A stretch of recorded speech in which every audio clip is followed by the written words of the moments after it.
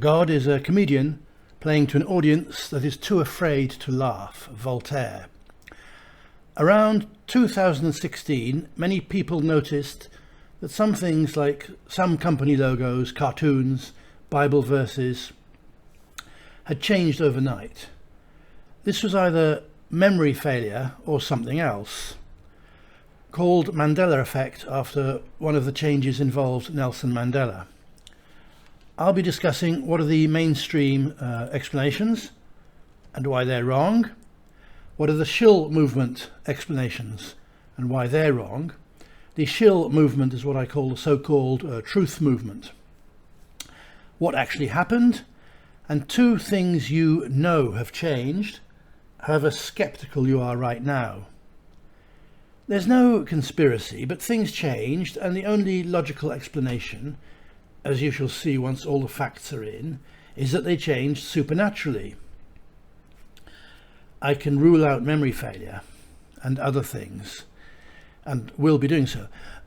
And comical Mandela had revelations for us, which I shall explain at the end. I started this video with a quote, and will start many of my videos with a quote. I'll say this just once here. Most people I quote never really existed. An ideology, an idea, has to have a human face and human emotions. Even if it's not from the material world, it doesn't matter. Their works exist, and their quotes exist, and I will quote them. I quoted Voltaire in this video.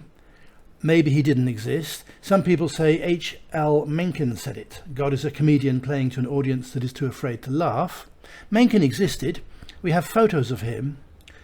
But likely he was a character. See my playlist, Actor-Based Reality. Our actors, as I foretold you, were all spirits and are melted into air, into thin air. William Shakespeare. The Chevrolet logo changed from the left version to the right version.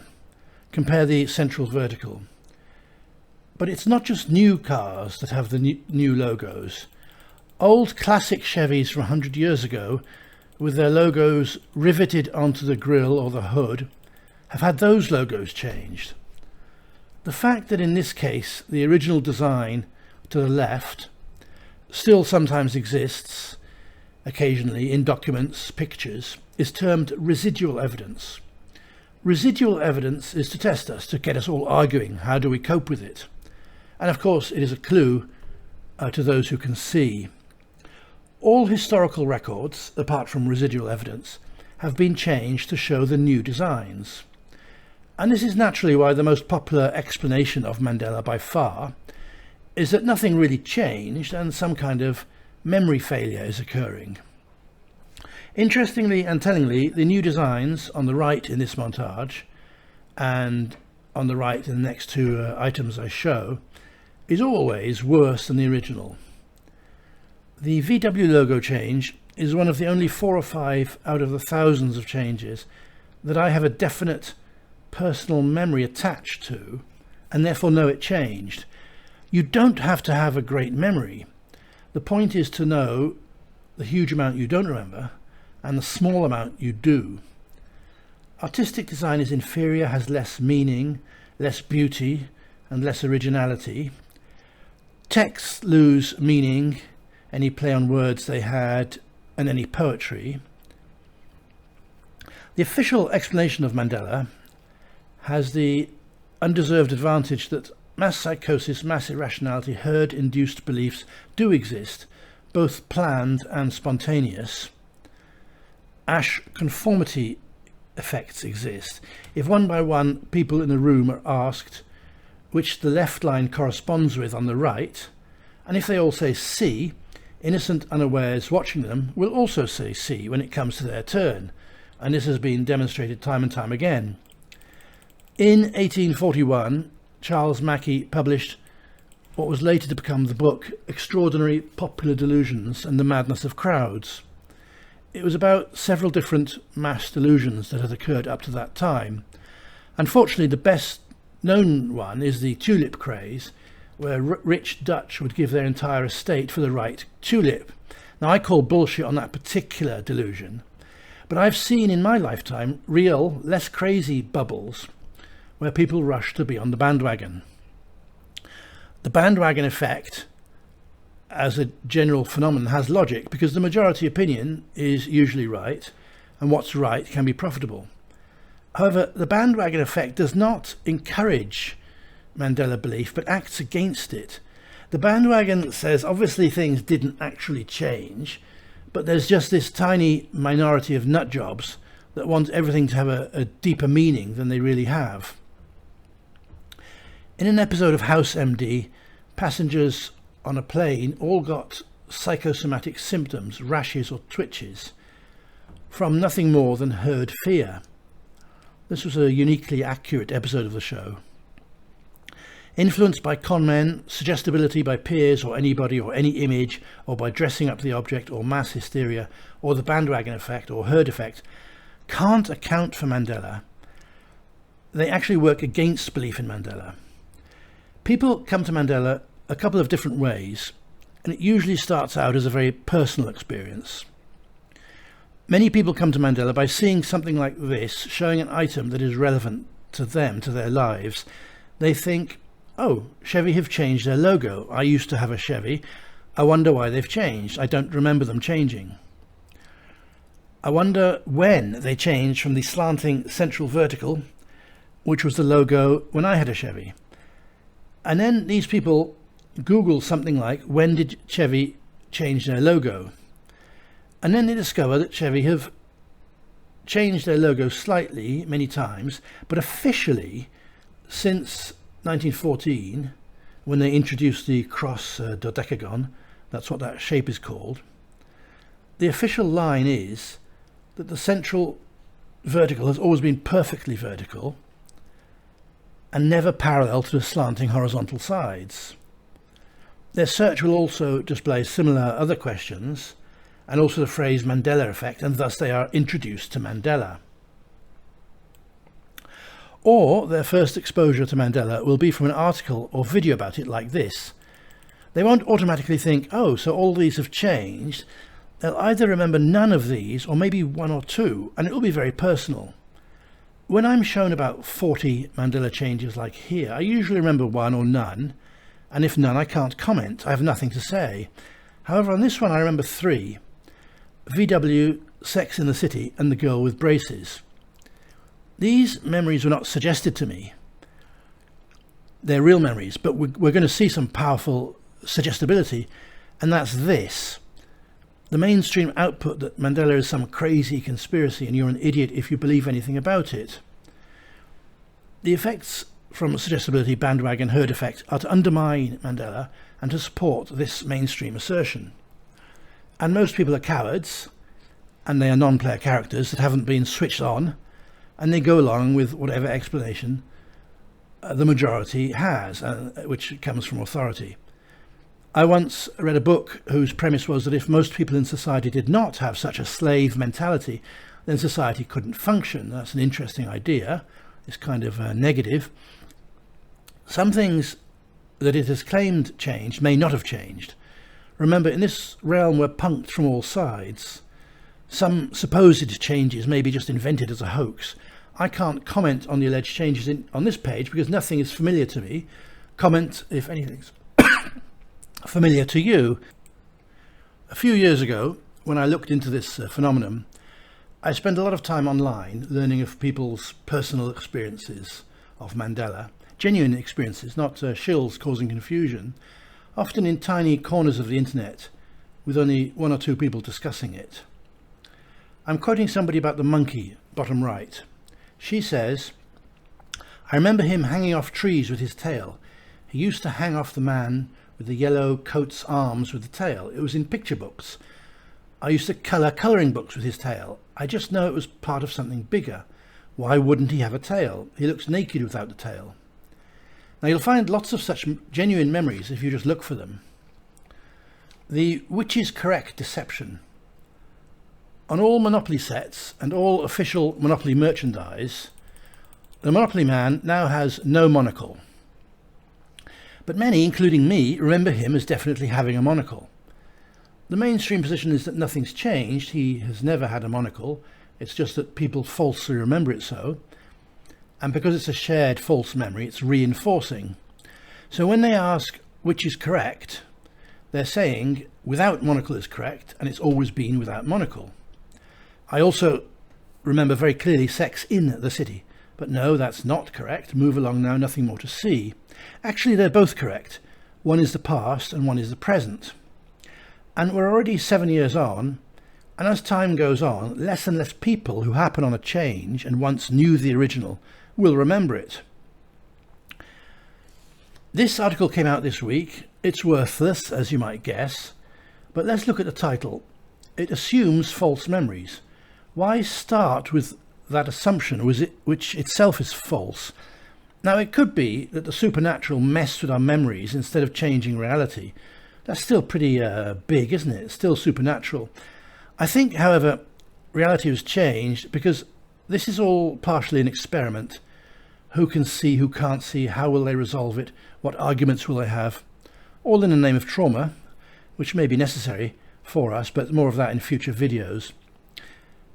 The title also asks, why can't scientists explain it? Well, they've been brainwashed to reject any possibility of the supernatural, and therefore, incidentally, they're not real scientists. The conditioning of belief in scientific training is based on in-group, out-group, in-beliefs, out-beliefs, rather than based on logic. This is mockery, of course, mockery of those calling themselves scientists. Shill explanations for Mandela are mostly that it is the actions of CERN, the pretend particle accelerator, or HARP, the pretend weather manipulator, or D-wave computing, or some other material power. It's based on their successfully brainwashing the moronic truth movement that an evil group of men, Illuminati or bankers or shapeshifters or Freemasons or whatever, have taken over the world and have immense and secretive powers which they use to get us. When really it's all just a joke and nobody dies and nobody gets hurt. In place of evidence, the shills use repetition. Repetition from thousands of different shills is very powerful. And emotion is more powerful than reason or logic, because our minds are very readily emotional but only show logic or reason with great effort. You'll often hear Shill say that Mandela is supernatural by CERN or whatever, but that's a contradiction. It's either one or the other. It confuses the meaning of supernatural. The supernatural doesn't need any earthly powers like CERN, especially if, like CERN or HARP, they don't even exist. CERN is like the International Space Station. It is 2 or 3 specially dedicated TV studios to fake it. One of CERN's studios is underground, so tourists can visit it, a bit of it, but not all of the pretend 27 kilometres. And as to particles' anatomic theory, that's another video. So why is Mandela covered so sparsely by the Shill movement and so weirdly when it is covered? Because one of their main fear porn psyops is the Bible, because the Bible conditions the concept of organised evil, which doesn't really exist. The indoctrinated Christian truther doesn't think mainly in terms of correct or incorrect, good idea or bad idea, but always good or evil. Is this person on the evil side or the good side? And Mandela rips through man-made religion, and Mandela effect was not prophesied in the Bible, and Mandela has corrupted hundreds of Bible verses, which gives us a clue as to the relation of the Bible to the hidden world, the spiritual world. It has no relation, it is mocked. Mandela has nothing to do with man-made religion. It is direct intervention from the real hidden world. And that's not in the Shill script or their master's script. The 666 in the official CERN logo top right is not coincidence, but that does not mean it's satanic. Mark of the Beast and Satan are just clownish stories in a clownish book that has no relation to creationism, intelligent design. They make their logos to punk us, to send moronic truthers, that's you and me, flapping about. Now the 666s bypass completely the non-player characters who can't see it at all, or just put it down to coincidence in the artwork. They're wrong as always, but the truthers are wrong as usual, in that these 666s have no meaning beyond fear porn, no meaning beyond a joke. So we've dealt with the mainstream and the shills, but what about this sort of grey area in between? We can call them the mainstream shills maybe. Well, I think they take it as a joke, and actually in an incomplete way they're right. You'll find many young people, teenagers, find all the hoax malarkey entertaining, but they say they don't know what's real or not. Okay, they're young, they know their limitations, but that's actually quite healthy. Much better than the average truther who logs on every day to their favourite YouTube shill channel to find out what horrors the evil Freemasons or whatever have planned for us. Their brainwashed minds, being so filled with bullshit fear porn, makes them as useless as an NPC. Now, in this picture, notice the green pyramid with the one-eyed. These are typical shill sort of fear porn nonsense. And the Bernstein bears. And voila, here they are as well. I think the reason for this is that in the mainstream shill channels, which gets loads of views incidentally, must be mass-produced, with one or two companies or individuals coming up with the ideas, another company or individual doing the scripts, another does the artwork, then the pretty boy comes in and reads the script, and then it all goes off to another company who does the editing, and then to the final company that manages the YouTube account and does all the uploading. This is one I remember clearly. This girl, Dolly, in James Bond Moonraker, had braces on her teeth. There was a blossoming relationship between Jaws, the baddie, and her, and in one scene she smiled at him to reveal her braces, to show they had something in common. With her, incidentally, he became a good guy. But the joke at the time was that he used his teeth to kill people. But the metal on her teeth was just to shape her teeth, of course, but it did give them something in common. Moonraker wasn't a good film, but when I watched it, shortly before 2016, it prompted me thinking that I can't watch modern Bond because it takes itself far too seriously. Even the Bond girls that should be sassy are usually suicidal. Everybody's suicidal in modern Bond. Where's all the humour, like with Jaws and Dolly? Now, I thought this, and this is a thought attached to her braces, which creates a memory.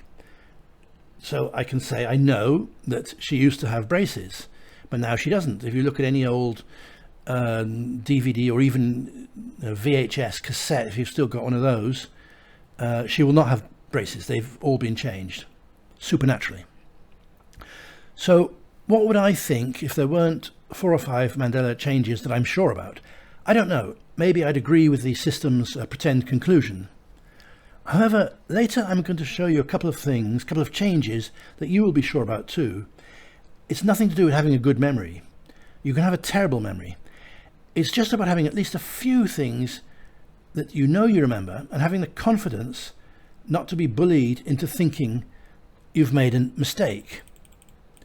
Now here's a crazy one. I shouldn't really put this up. But when I was a teenager, I self-taught myself about the human body from university libraries. I couldn't take books out because I wasn't a student. I was too young. But before 9/11, you could walk in anywhere. There were no sort of security. I didn't think much of the medical profession then, and even less now, but I was curious as to how the body worked to the best of current human knowledge. The heart was on the left. No doubt about that. Now it's in the centre. I know a surgeon would risk saying, hey, I'm sure it used to be on the left. He'd probably put it down to a memory anomaly anyway. But if not, where would he go? TV and newspapers are controlled.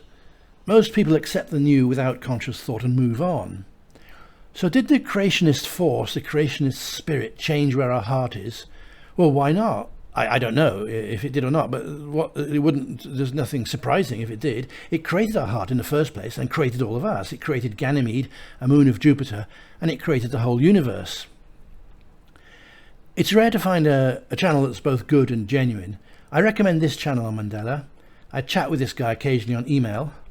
One of his videos has got 237,000 views. Now, I told you I'd show you a couple of things that you will know have changed. Well, most of you. Now, most don't know the verse it is. It's actually Genesis verses 7.1 to 7.3. But they know it's changed. So this is the original. And the Lord said unto Noah, come thou into and all thy house into the ark. For thee I have seen righteous before me in this generation. Of every clean beast thou shalt take. This is God instructing Noah. Take to thee by twos, the male and his female, and of beasts that are not clean by two, the male and his female. of fowls of the air by twos, the male and the female, to keep seed alive upon the face of the earth. Now this was when the Judeo-Christian God took to genocide by drowning, because he was embarrassed at being inadequate to predict how his children, his creations, would turn out and how he would come to hate them. So he decided to destroy everybody except Noah's family and animals that Noah had saved. Now, what's the situation in Bibles now? In those 3 verses, by twos has changed to by sevens. It has changed in all Bibles, online and paper. In your grandmother's ancient Bible, it has changed. I'll read it again quickly, but this time the current version.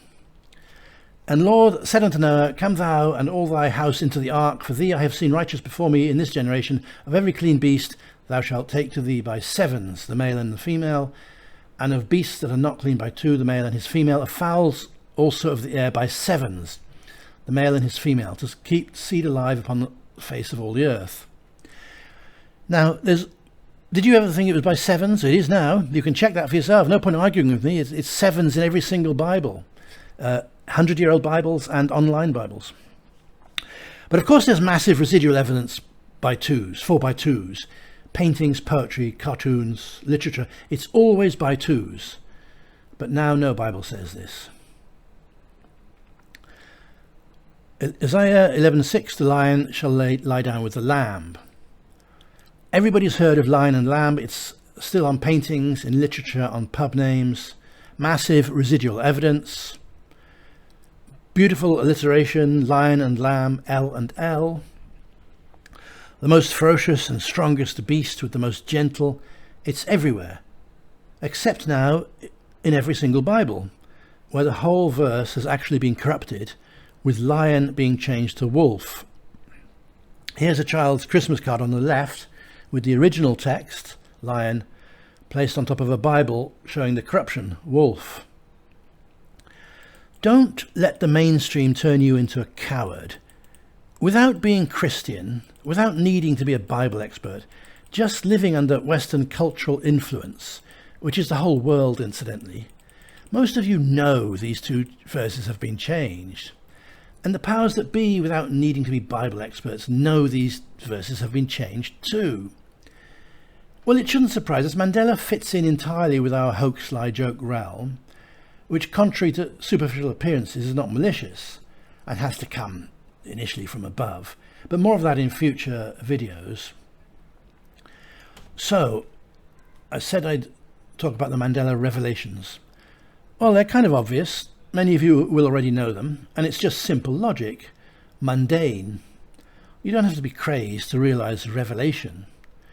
It's actually the non-player character and the atheist who gets wild-eyed and emotional at a theory that is new to them, unknown, doesn't have and will never have its own Wikipedia page.